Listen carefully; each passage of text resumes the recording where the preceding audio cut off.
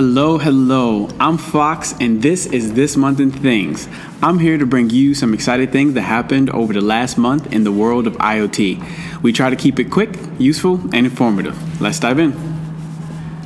Back in November, we talked about how Arduino is looking to move out of the prototyping realm and into a place where the hardware can be used for full-scale production applications. This month, they released a family of devices called Portenta. It's meant for that exact purpose. The first board is the Portenta H7. It includes 2 processors, supports Wi-Fi and Bluetooth, and was created with some higher level use cases in mind, like high-end industrial machinery. It can even be used for machine learning purposes because it supports running TensorFlow Lite models. Arduino is providing its excellent hardware and community to the enterprise, and I love it. It's exactly what IoT needs. It is a new year, and you know what that means for the internet. All sorts of predictions of what's going to happen in IoT in 2020.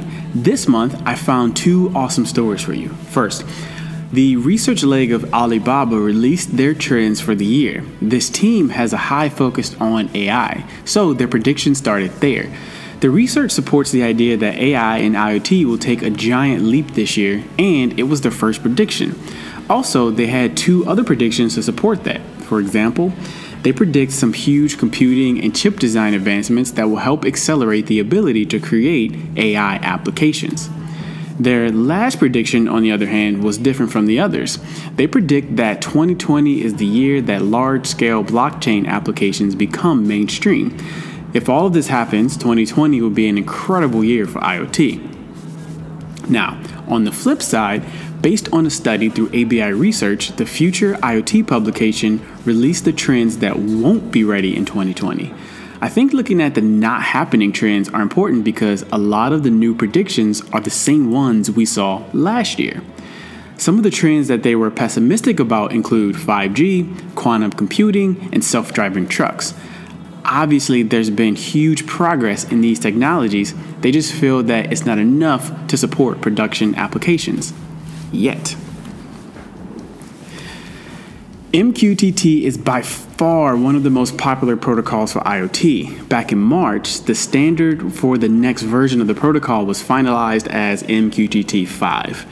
MQTT itself is a simple protocol compared to the rest, but MQTT 5 was a huge improvement that added a ton of value to the protocol. For example, MQTT brokers can now negatively acknowledge messages. This is important because now if a broker decides that a client is malicious, it can reject those messages.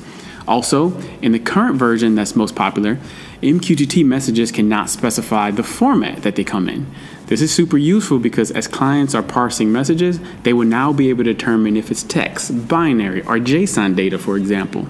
And those are just 2 of the many new features. After new protocol versions are released, it does take some time for clients to catch up.